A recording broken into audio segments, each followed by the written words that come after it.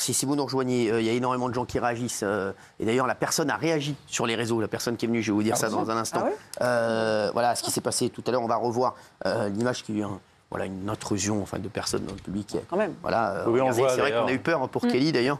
C'est vrai parce que voilà. Et voilà, Kelly n'a pas bougé. Bravo à vous.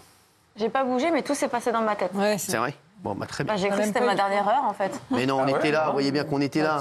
Ah bah oui. On vous aurait sauvé. Et sur le coup, quand il y a quelqu'un qui saute dessus par derrière. Mais en tout cas, c'est vrai que on a eu peur pour vous et peur pour moins pour Thomas, mais non, je rigole bien entendu. C'est pas grave. Parce que je pense à Kelly, mais c'est vrai que voilà, merci. Et voilà, regardez. Tout à l'heure, donc on a des infos, sachez-le, sur ce qui s'est passé maintenant, puisqu'on a pu regarder un petit peu. Je les donne moi, vous les avez, Gilles.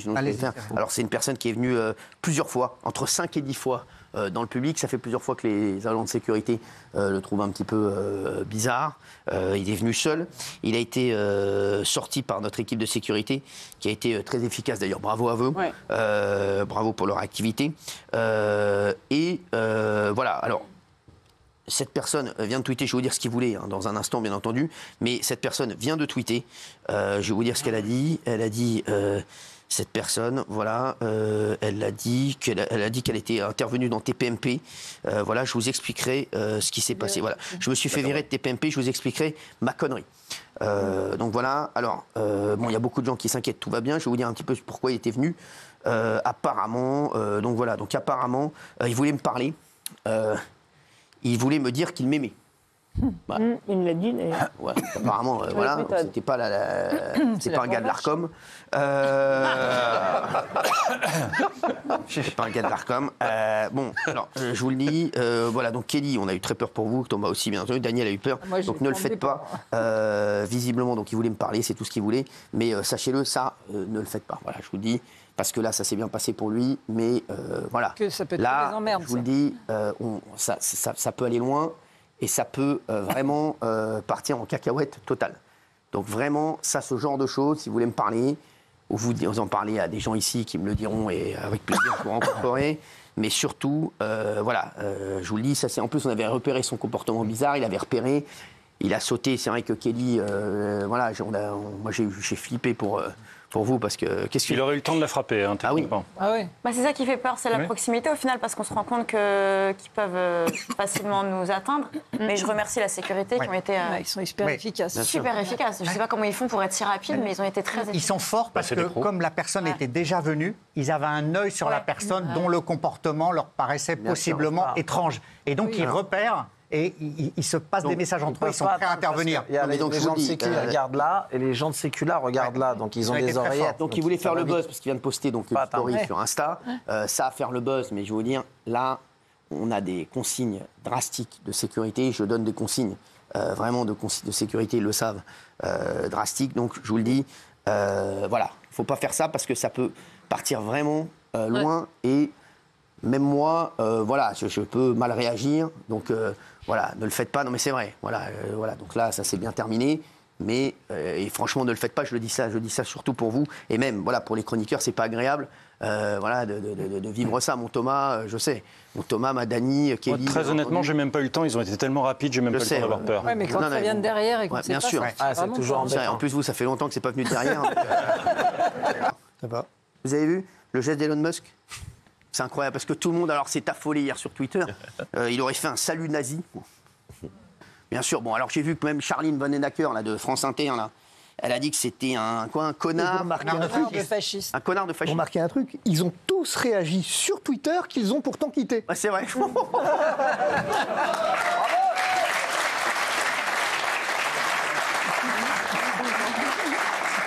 C'est des génies, qu'est-ce que vous voulez que je vous dise? C'est des génies. C'est des génies. Qu'est-ce que vous voulez que je vous dise? Et c'est vrai que Elon Musk, alors, il était très content. Voilà. Et en fait, il fait un geste pour dire... alors, ils n'ont pas mis ici, parce que... voilà, ils ont mis... non, voilà, bon. Ils n'ont pas mis le geste, parce que à la radio, ils travaillent bien. Ici, c'est un autre problème. Regardez. Thank you for making it happen. Merci d'avoir rendu ça possible. Merci.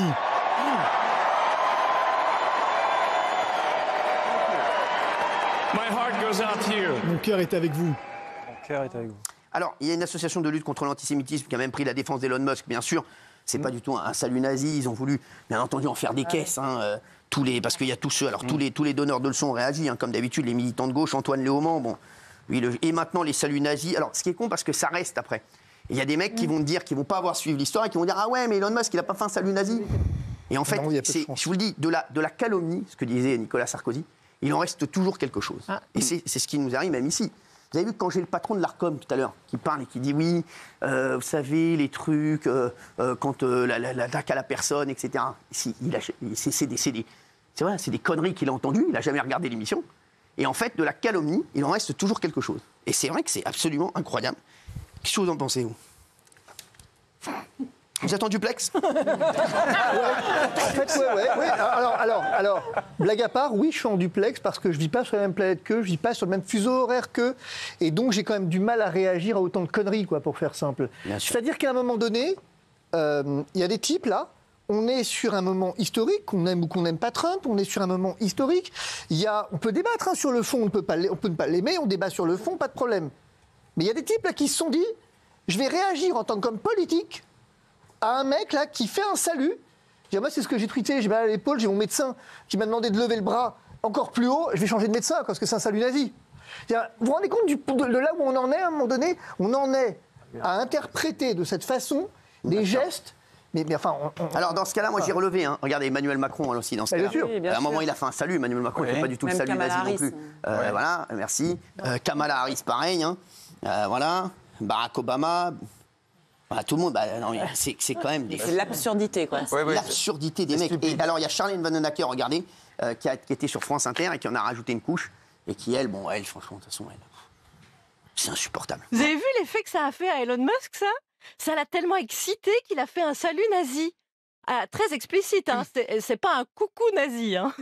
Non, il y a mis une de ses vigueurs. Il a eu, je dirais, une véritable érection du bras droit. Vraiment. Alors, maladresse, disent certains. Ok.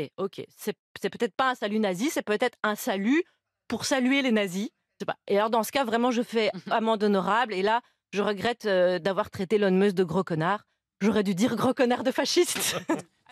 Alors, pour reprendre le discours de Roch-Olivier Mestre, pour le coup, là, elle est dans la diffamation.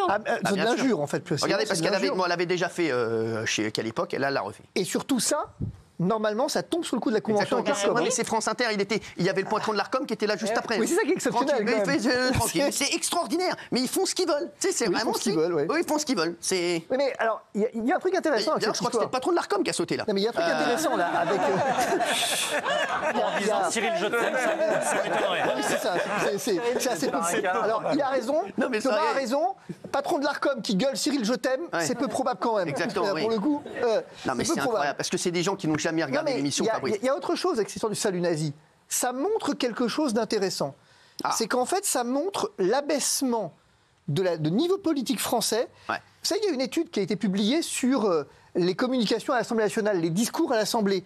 Et on s'est rendu compte de l'appauvrissement en fait, du langage parce que les hommes politiques ne pensent plus à ce qu'ils disent, ils pensent aux réactions à ce qu'ils disent sur les réseaux sociaux. Ce qu'a fait Antoine Léaumont... Sachant qu'à l'Assemblée, c'est réécrit en plus, donc c'est encore plus bas. Et donc ce qu'ont fait les autres, tous les autres, là, c'est juste du buzz, en fait. Sur du buzz. C'est du buzz uniquement, en fait. C'est du buzz. Non, mais je veux dire, on doit mesurer quand même qu'on parle d'un type qui pense à envoyer des fusées sur Mars. Ah ouais. Et non, quand il voit ces guignolos dire ça, il doit se dire, mais bon, de toute façon, il ne le voit même pas, il s'en fout total. Mais c'est vrai que c'est quand même incroyable. Et tous ces gens qui s'agitent, qui gesticulent pour rien. En France, parce qu'aux États-Unis, même ses adversaires l'ont défendu, donc c'est vraiment fin du débat, quoi. Immédiatement, il serait immédiatement infiltré dans la brèche s'il y avait la moindre ambiguïté. Mais même ses adversaires démocrates ont dit, mais non, arrêtez, ça n'a rien à voir avec un salut fasciste. Non, mais là où Fabrice a raison, c'est que si ceux qui sont des détracteurs de Musk ont que ça comme argument, c'est nul. On n'est pas rendu. On a pris trop de temps là-dessus. C'est quoi le débat là? Jordan Bardella souhaite que la France supprime l'aide médicale d'État.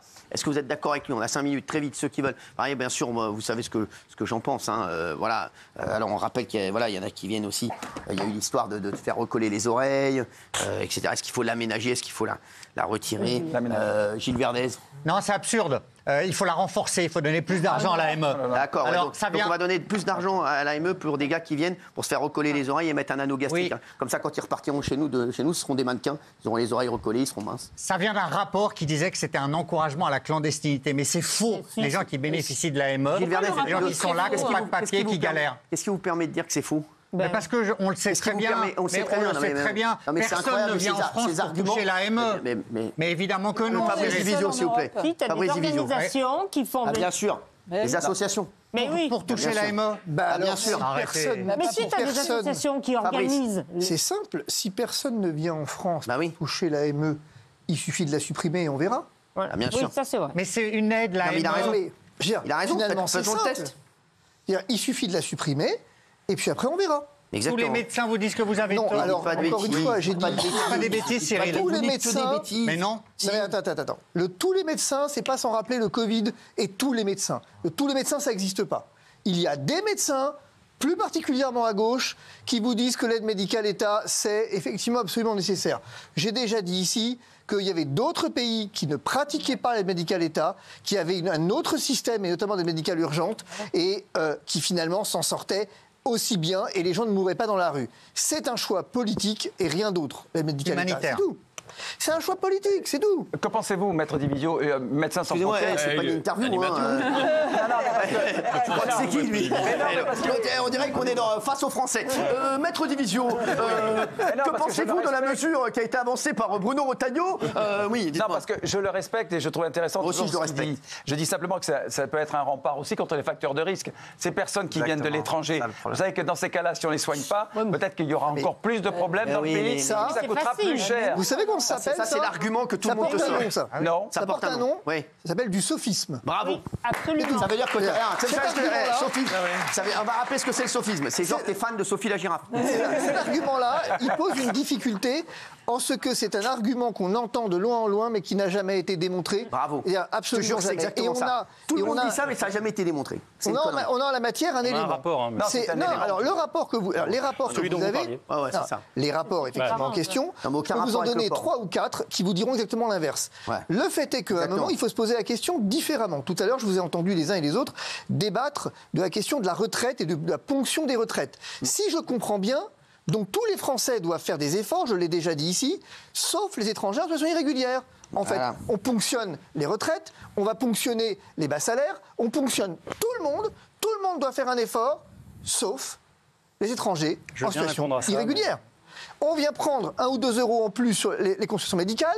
On vient effectivement dérembourser certains médicaments. Ce à quoi on ne touche pas, c'est l'aide médicale État. Eh bien, voyez-vous, c'est à ce moment-là où vous basculez de l'argument médical à l'argument sociologique et politique. C'est un choix politique. Si vous supprimez l'AME, en fait, ça va coûter plus d'argent à la collectivité. J'ai pas dit qu'il fallait la supprimer, en l'occurrence. Et puis pour pas qu'il y ait des actes de délinquance, il faut leur donner un logement. Non mais si tu supprimes l'AME, je suis d'accord, les demandes de soins des sans-papiers vont baisser. Ça, je ne le conteste pas, c'est logique. Mais il y en a une partie qui, en renonçant aux soins, vont développer des problèmes de santé plus graves. Vous allez finir par les admettre et ça coûtera plus cher. Mais c'est c'est un sophisme. Non, ça n'a rien à voir avec un sophisme. C'est Sophie la girafe qui l'a dit ça. Prenez, si quelqu'un a besoin d'une dialyse et il renonce, vous voyez le problème? Derrière, après, la personne va se faire 95%. C'est logique. Non, mais c'est sans appel. 95%. Merci. Rideau. Allez, merci. Rideau, c'est bon. Allez, vas-y. D'ailleurs, un référendum, ce serait très bien. Je vous donne le référendum. Merci. Je vous donne les résultats tout de suite. Pas besoin du référendum. J'ai les résultats ici, je peux vous dire déjà, c'est une belle cartographie. Merci Fabrice Divisio. Allez, on se retrouve tout dans un instant.